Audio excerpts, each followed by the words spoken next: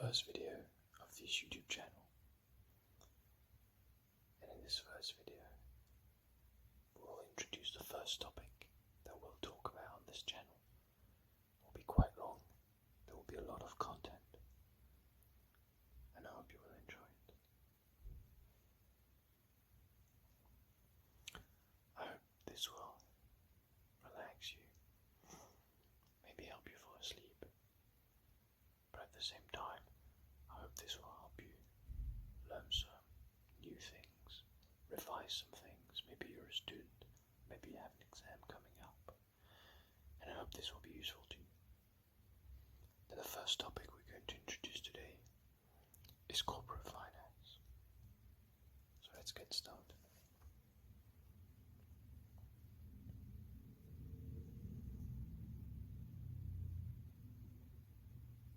Corporate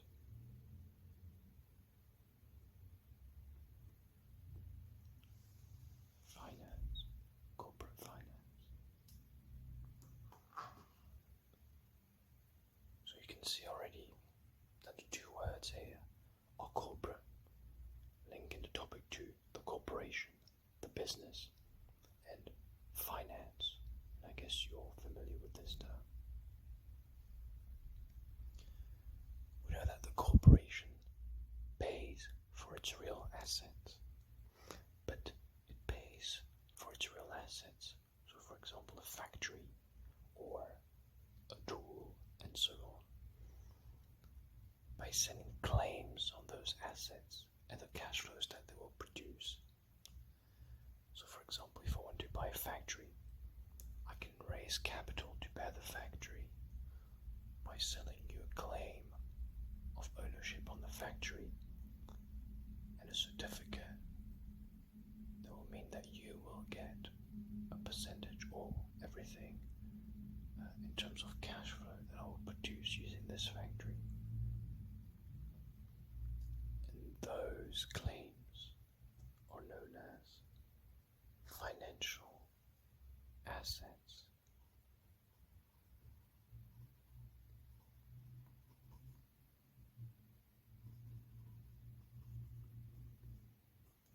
Financial asset. We can also call them securities.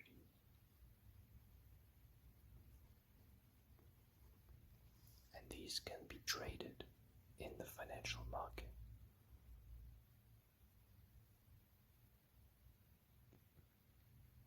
Now it is important to define two important terms here. First, what is an investment decision?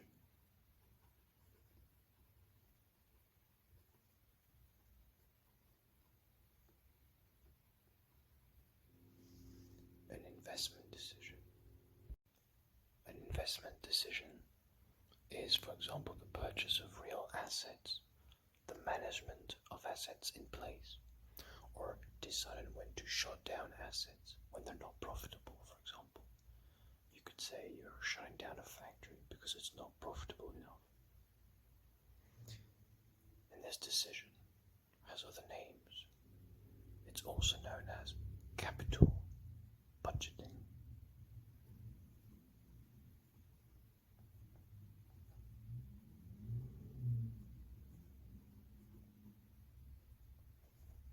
Or capital expenditure.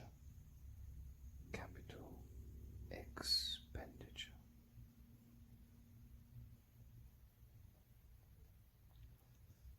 Usually, capital expenditure is the most used term. That's why it has an abbreviation, and that will be CAPEX. CAPEX, CAPEX, capital expenditure, and that refers to the investment decision. The second type of decision, which will be the main topic of our work here in corporate finance, is the financing decision.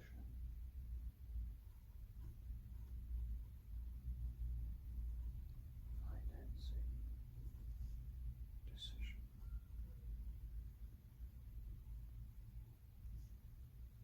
And that is the sale of those securities we talked about before, or other financial assets, to raise cash, meet obligations from banks, bondholders, shareholders, and so on. So thanks to those securities or assets, financial assets, through the financing decision, a corporation is able to raise money from either shareholders or lenders. So there are two options here.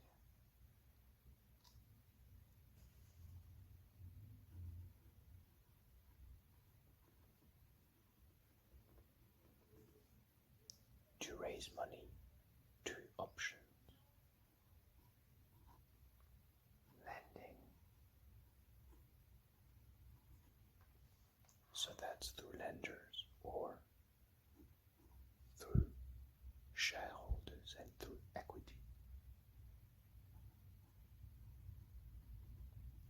Call it shares. If you choose the borrowing route, the lending route, lenders will give you cash in exchange for a promise that you will pay them back. It's important to know that usually you have to pay back with an interest.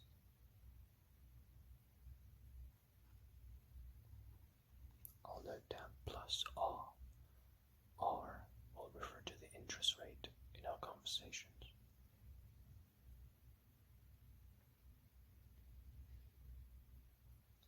If the shareholder give cash, they can get shares of stock in exchange for their gas, and that is a fraction of future profits and cash flow. So that is the second route. Instead of asking someone to lend you money that you will pay back plus interest rates, you can actually sell a secure shares, which are like securities, as we've seen before. So you get the cash, but you don't have to pay that cash back. In exchange, you give that share, that little title. The people that hold shares are known as shareholders.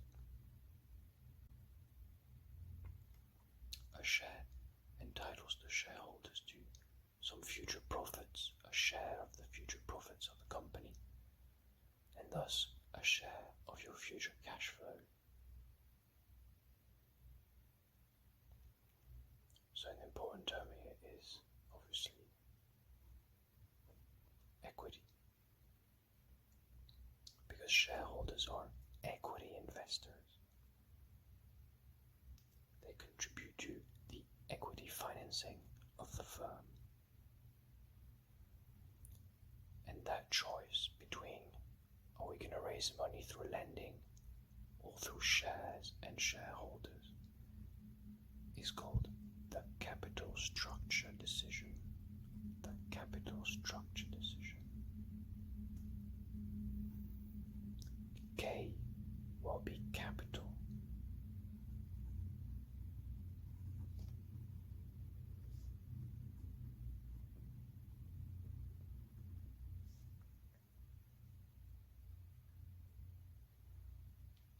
And the capital can be defined in this case as the firm's source of financing long-term wise.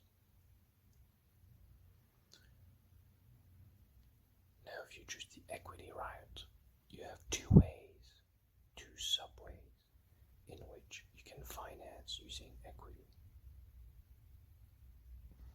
You can issue new shares.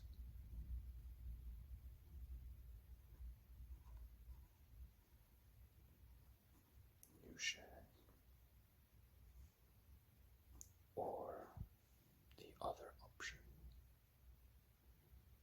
is that you can reinvest existing cash flow on behalf of existing shareholders. Reinvest. So you're not going to create new shares. You're not going to raise new cash from the exterior to the firm, but you're going to use existing cash flows that you have. And on behalf of the shareholders, because they're entitled to the those cash flow, you'll reinvest.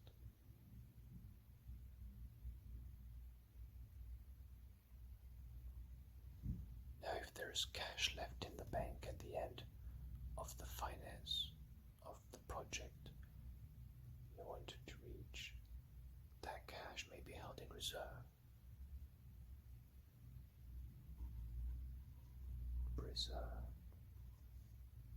Or paid to shareholders as dividend, for example.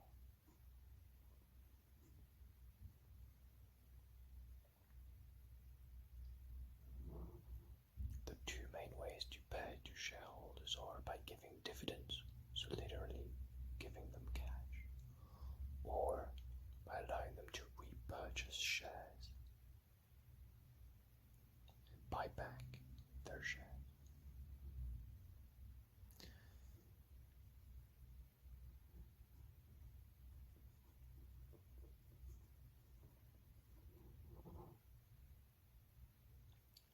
And if you know you want to pay money to shareholders, you have a choice to make between these two options.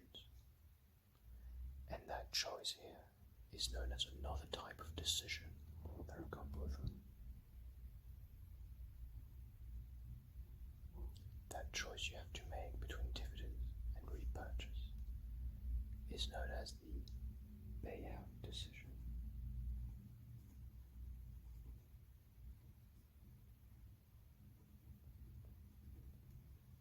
The payout decision.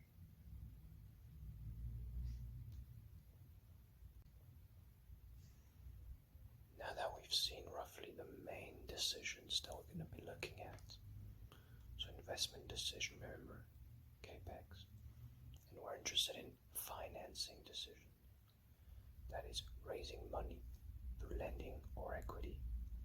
If it's equity, capital structure decision, is it new shares, is it reinvestment? And then the extra cash we have left, do we keep it in reserve? Or do we pay it out to shareholders as dividends or repurchase? And that is the payout decision.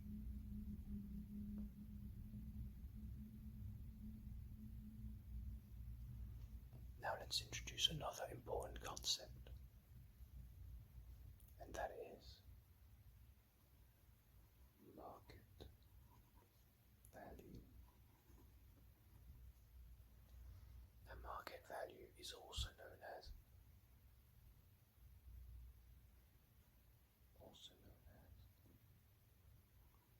market cap or market capitalization.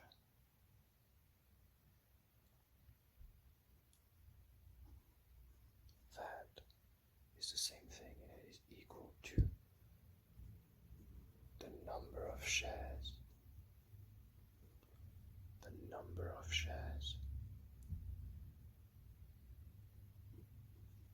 times the price of a share.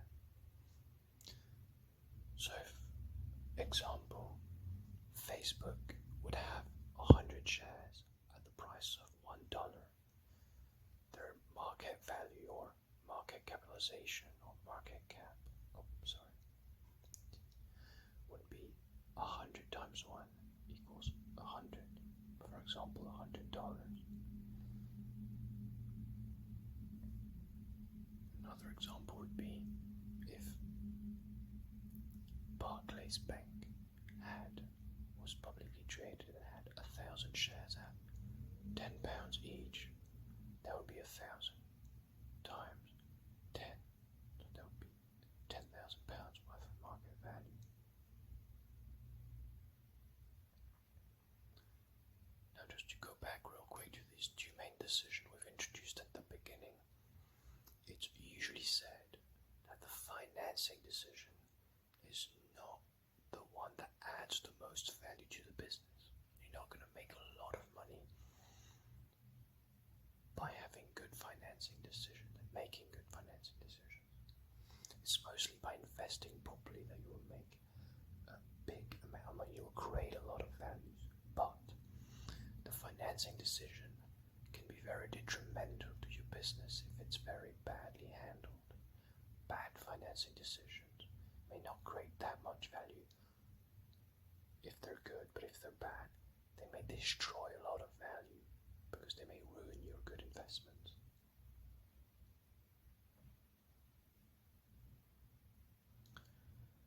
And just to clarify what we mean by corporate and corporation, a corporation is not just any business. It's a business that is a legal entity. It's considered a legal person. And I really recommend you to read about this topic. It's very, very interesting. Essentially, if the corporation is a legal person, it can make contracts, carry business, it can borrow or lend money as if it was an individual. It can sue or be sued without it being linked to any particular individual. So the business would be borrowing, not the CEO, not the person in charge.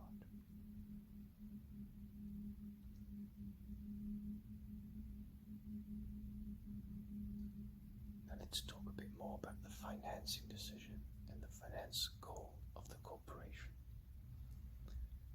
Obviously, we know that the interests of shareholders that hold equity in shares, they own the business. They own the corporation in this case. And obviously, it's in their interest to maximize the value of their shares. And the way to do that is to maximize market value. So either there's a lot of shares or there's a high price. But if as an investor I have a set amount of shares, for example, 1 out of 100, I would like the price, because my number of shares is not changing right now, I would like the price to go up. So it's usually in the interest of shareholders that the price at which a share is traded would go up.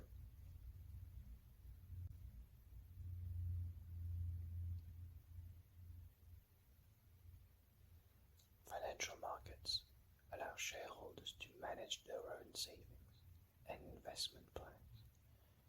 Because they can invest on their own, they don't need the corporation to necessarily do that. The corporation's number one task is to maximize shareholder value. And that is really, really interesting, and I recommend you read about this topic as well. You can also look at things like agency problems. It's really interesting.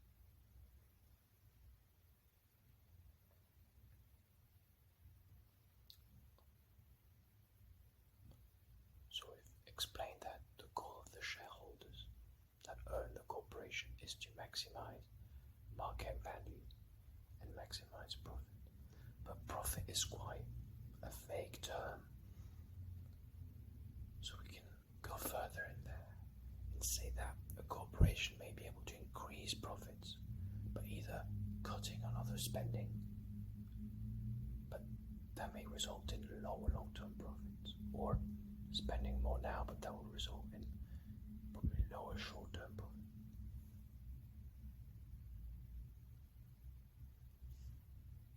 So there is a trade-off that needs to be done here, and that is very, very, very important. It's called the investment trade-off. The investment trade-off. And the investment trade-off is about how to decide whether to go ahead with a project or not to do the project, and instead use the money we have to pay dividends. So let's say your company has £100 to spend, and you can invest it in a project that costs £100. But if the project is not good enough for shareholders, it will not maximize value, you might want to just pay out the £100 as dividends, as pure cash flow to the shareholders.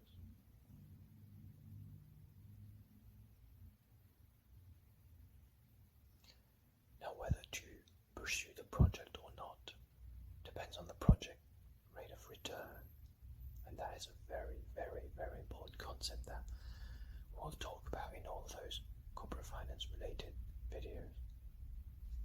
I'll write it down. The rate of return. I'll also use an R abbreviation to talk about the rate of return.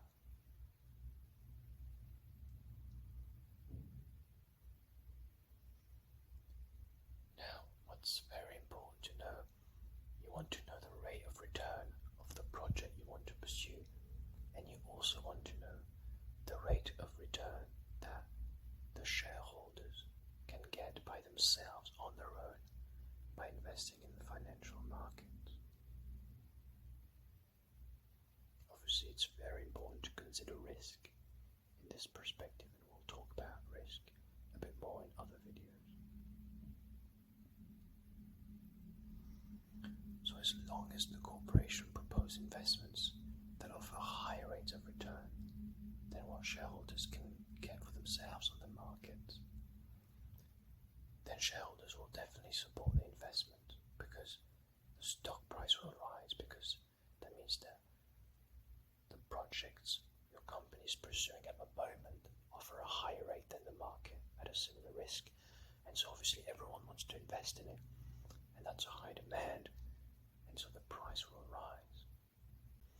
So I just wanted to clarify something here real quick, because we said that if you have high rates of return higher than the market at the same risk, then a lot of investors will want to invest in you to benefit from those exceptional return which you're offering. And why is it that if everyone wants a piece of your business, then why will the share price rise? And that's because of the simple law of what we call supply and demand. I don't know if all of you are familiar with this. So if this is price, and these are the quantities here on these axes. We have supply and demand. Supply is upward sloping, because the higher the price, the more people want to produce the product we're selling. So here, we're talking of a product, but it could be the share of a company as well. And the lower the price, the more people would want it, because for the same product you'll pay less, right? So everyone wants it. And if you're at the price here, for example, price A, that's the price of your stock at point A in time. And if suddenly there's a lot more demand, supply stays constant because you don't produce more shares. We're at D prime, this new line here. You can see that supply doesn't change, right? We don't move along the supply curve, because supply is still this quantity of shares. So for this quantity, we don't have this price anymore. We have this price right here, price B. So you see that price rises if supply stays constant and demand is getting high. And as long as the corporation proposes investment that offer high rates of return than what shareholders can earn for themselves, then the stock price should normally rise. But if the company offers inferior rates of return, then the stock price will definitely fall, because shareholders will want their money back and won't invest as much. Now I'll finish this video by probably the most important thing to take out of this video, which we'll build upon in all of the other videos we'll do on this topic. And that is the minimum rate of return. The rate of return we talked about will be called the hurdle rate.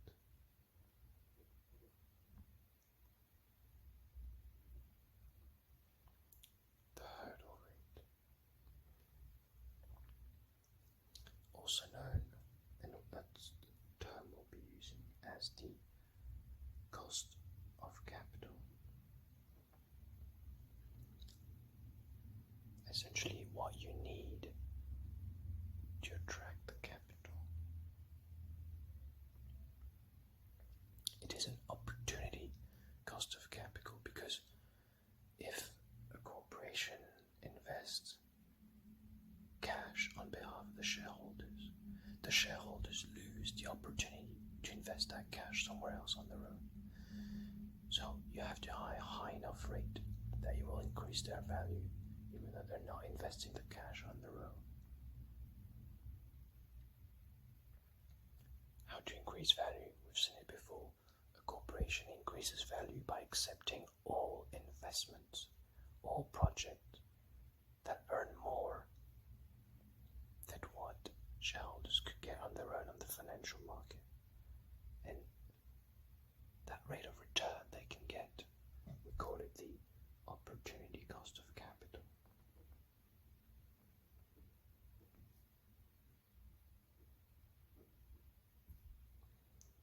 Because it's the opportunity they miss by not investing on their own.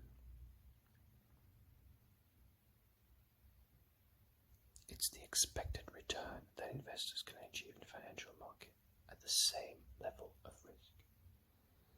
So remember what a cost of capital is, because we'll build upon that in the next video.